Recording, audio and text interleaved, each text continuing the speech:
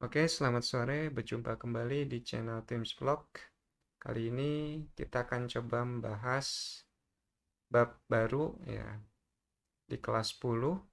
Setelah sebelumnya kita membahas struktur atom seperti sejarahnya, kemudian partikelnya, kemudian konfigurasi elektron. Nah, sekarang kita masuk ke pembahasan baru berkaitan dengan sistem periodik unsur. Bab ini masih berkaitan dengan bab sebelumnya, jadi saya harap pahami dulu ya video sebelumnya, yaitu yang tentang struktur atom. Kemudian nanti kembali lagi ke video ini, yaitu kita membahas sistem periodik unsur. Oke, selamat menyaksikan. Jadi, di sistem periodik unsur ini ada 3 pokok bahasan yang akan kita bahas. Yang pertama, sejarah perkembangan sistem periodik. Yang kedua, sistem periodik modern. Kemudian yang ketiga, sifat periodik unsur. Untuk video kali ini kita coba membahas poin 1 dan poin kedua. Lalu video berikutnya kita bahas yang poin ketiga. Kita mulai dari yang pertama, sejarah perkembangan sistem periodik. Yang pertama ada sistem triade Dobereiner. Lalu ada sistem Octave-Newlands. Lalu ketiga ada sistem periodik Mendeleev and Mayer. Kemudian terakhir ada sistem periodik modern. Oke, kita bahas sama-sama. Yang pertama, sistem triade Dobereiner. 3 unsur yang mempunyai sifat mirip disusun menurut kenaikan massa atomnya. Dengan massa atom unsur yang tengah atau yang kedua sama dengan harga rata-rata massa atom dua unsur pertama dan unsur ketiga. Jadi nanti di sini sistem triade Dobereiner mengacu pada kenaikan massa atom. Ya. Jadi di mana ketika ada 3 buah unsur, maka unsur yang di tengah-tengah merupakan rata-rata dari unsur pertama dan unsur ketiga.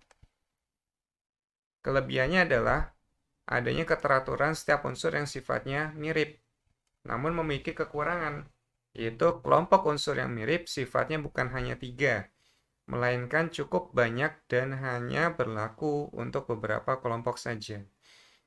Kayak kita lihat contohnya, misalkan di sini ada 3 buah unsur, 7Li, 23Na, dan 39K. Nah, ketika kita mau cari rata-rata, ya, 7 tambah 39 dibagi dengan 2, maka hasilnya ada 23 yang punya Na. Maka di sini bisa dikatakan sesuai, ya, bisa diterima. Nah, namun ketika kita coba 3 unsur yang lain, ya, misalkan di sini ada 35Cl, 80Br, dan 127I. Nah, di sini ketika kita mau cari rata-ratanya, 35 tambah 127 bagi 2, maka hasilnya 81. Nah, di sini berbeda ya.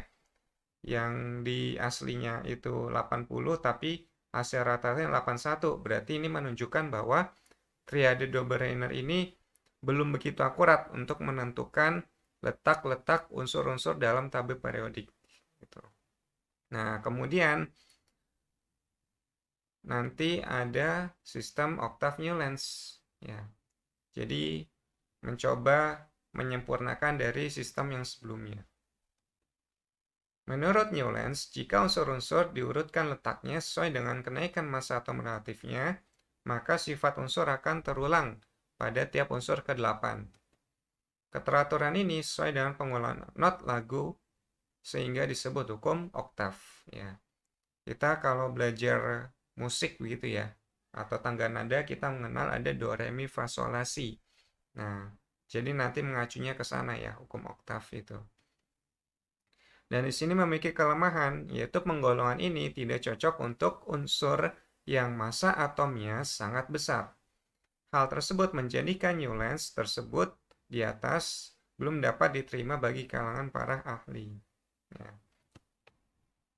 Oke, ini contohnya ya dari tabel periodik oleh Newlands. Ya. Jadi unsur yang pertama sampai ke 7. Nah, ini nanti punya sifat yang sama dan berulang nih. Untuk hidrogen nanti sama dengan F, kemudian untuk O sama dengan S, gitu. Kemudian begitu juga untuk bawahnya, ya. F nanti akan mempunyai sifat yang sama dengan Cl, kemudian S sama dengan Fe. Itu menurut Newlands. Kita lanjut. Kemudian sistem periodik Mendeleev dan Mayer. Jika unsur-unsur disusun menurut kenaikan massa atom relatifnya, maka sifat tertentu akan berulang secara periodik. Mendeleev menempatkan unsur-unsur yang mempunyai sifat mirip dalam satu lajur vertikal yang disebut golongan. Lalu ada lajur-lajur horizontal, yaitu lajur unsur berdasarkan kenaikan massa atom relatifnya yang disebut periode. Lalu Mendeleev ini dia menyediakan kotak kosong untuk unsur-unsur dengan massa atom yang saat itu belum ditemukan, yang ternyata sifat-sifatnya sesuai dengan ramalan Mendeleev. Nah, di sini kita lihat, kemudian kelemahannya ada penempatan unsur yang sifatnya tidak mirip. Oke, ini contohnya ya, sistem periodik menurut Mendeleev dan Mayer. Nah, jadi kalau kita lihat ya, di sini ada periode 1 sampai 11 ya. Periode itu nanti lihatnya dari kiri ke kanan ya. Untuk periode 1 di sini hanya hidrogen. Periode 2 ada Li, Be, B, C, N, O dan F. Kemudian periode 3 ada Na sampai Cl ya. Jadi macam-macam ya. Jadi setiap periode memiliki unsur yang berbeda. Kemudian golongan ya. Golongan itu nanti melihatnya dari atas ke bawah ya. Kalau tadi periode lihatnya dari kiri ke kanan. Golongan 1 kita lihat ada hidrogen, litium, natrium, kalium sampai bawah di sini aurum ya. Kemudian golongan 2 dari Be sampai Hg ya. Kemudian nanti di sini golongan 3 dari B sampai Tl ya. Nah, di sini kalau kita lihat ada unsur yang strip tapi ada angkanya, menunjukkan bahwa unsur tersebut belum ditemukan ya. Ditemukannya beberapa waktu kemudian gitu. Lanjut ke sistem periodik modern. Pengelompokan unsur-unsur sistem periodik modern merupakan penyempurnaan hukum periodik Mendeleev yang disebut juga sistem periodik berkala panjang. Sistem periodik modern disusun berdasarkan kenaikan nomor atom. Nah, jadi di sini berbeda dari 3 teori sebelumnya yang menunjukkan bahwa tabel periodik ditentukan dari kenaikan massa atom. Nah, untuk sistem periodik modern yang kita pakai hingga sekarang, ya, itu nanti prinsipnya adalah kenaikan nomor atom. Ya. Jadi bukan menggunakan kenaikan massa atom.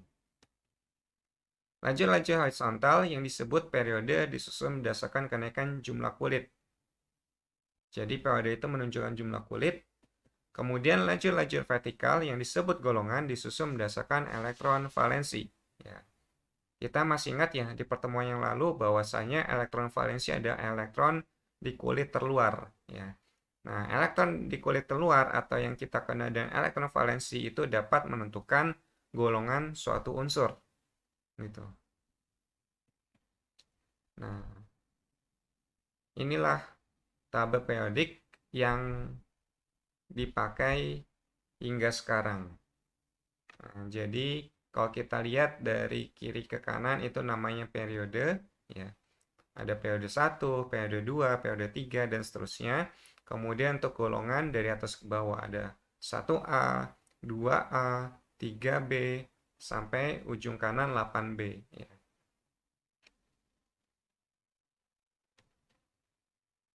Nah, lanjut ke sistem periodik modern. Jadi, dalam sistem periodik modern nanti kita belajar ada 2 buah lajur ya.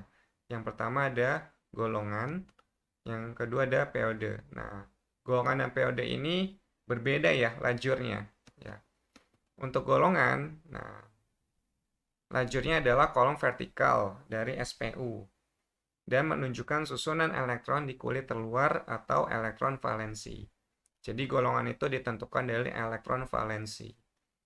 Kemudian periode ya, yaitu lajurnya dilihat dari baris horizontal dari SPU ya. Jadi kalau golongan itu dilihatnya dari atas ke bawah, sedangkan periode dilihatnya dari kiri ke kanan ya. Kemudian periode menunjukkan jumlah kulit atom yang dimiliki unsur. Nah, golongan dapat dibagi berdasarkan letaknya. Yang pertama ada golongan A atau disebut juga golongan utama.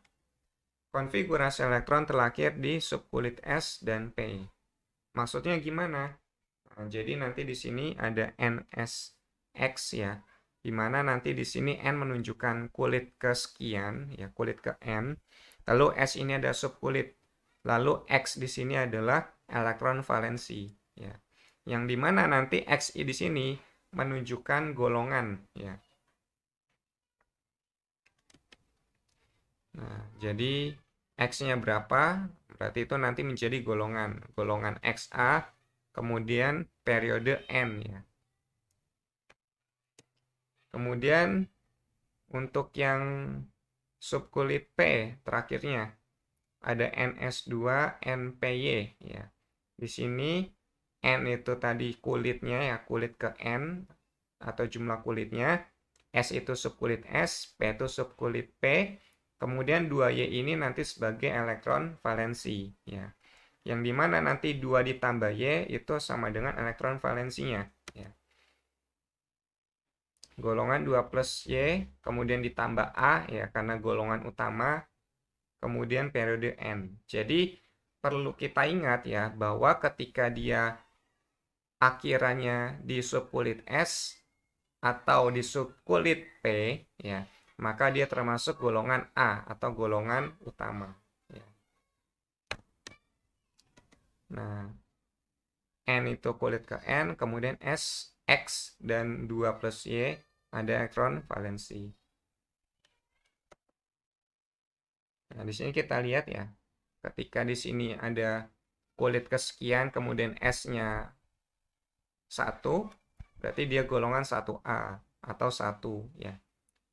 Dengan angka biasa kalau 1A itu dengan angka Romawi. Kemudian NS2 berarti dia golongan 2A atau golongan 2. Nah, di sini untuk golongan 1A dan 2A berarti dia berada di blok S karena dia di akhiran S. Ya, elektron valensinya berakhir di subkulit S.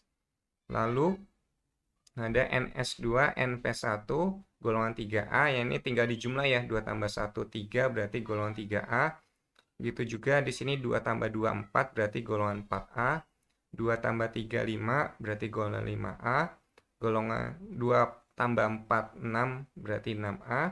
2 tambah 5, 7, berarti golongan 7A.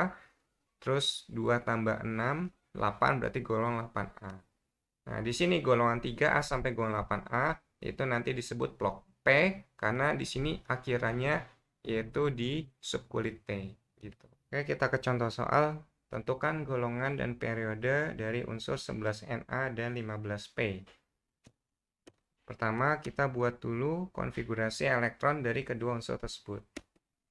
Yang pertama 11Na, 1s2, 2s2, 2p6, 3s1. Lalu 15P, 1s2, 2s2, 2p6, 3s2, 3p3. Kemudian tentukan golongan dan periode kedua unsur tersebut. Untuk yang 11Na, ya, di sini kita lihat ya, dia akhirannya di 3s1, ya. Maka kita dapat menentukan golongannya, ya, golongan itu sama dengan elektron valensi, ya. Karena dia akhirannya di S, maka di situ elektron valensinya berjumlah 1, ya, karena 3s1. Berarti dapat kita katakan golongannya adalah golongan 1A. Kemudian periode dilihat dari jumlah kulit. Nah, pada 11Na jumlah kulitnya ada 3, ya. Maksimum ada 3, maka periodenya adalah 3. Kemudian untuk yang 15P kita lihat akhirnya yaitu 3s2 dan 3p3, ya. Nah, berarti golongannya sama dengan elektron valensinya, ya. Ingat kalau dia akhirannya P, maka harus ditambahkan dengan yang di S. Nah, ketika di situ 3P3, nah 3-nya itu harus ditambahkan dengan 2 di S. Ya, berarti di sini 2 tambah 3 sama dengan 5. Artinya golongannya 15P berada di golongan 5A.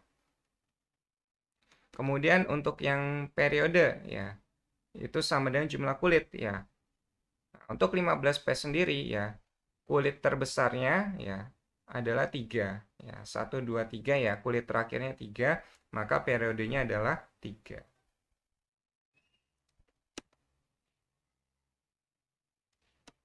Kemudian lanjut golongan B atau golongan transisi. Konfigurasi elektron terakhir di subkulit D, ya, atau nanti biasa disebut dengan blok D. Nah, penulisannya yaitu NXX N-1DY, ya.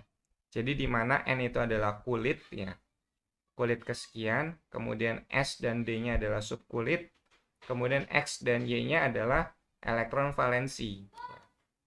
Jadi nanti X tambah Y itu merupakan golongannya, gitu. Golongan X plus Y B atau periode N. N merupakan kulitnya, kemudian X plus Y ada elektron valensinya.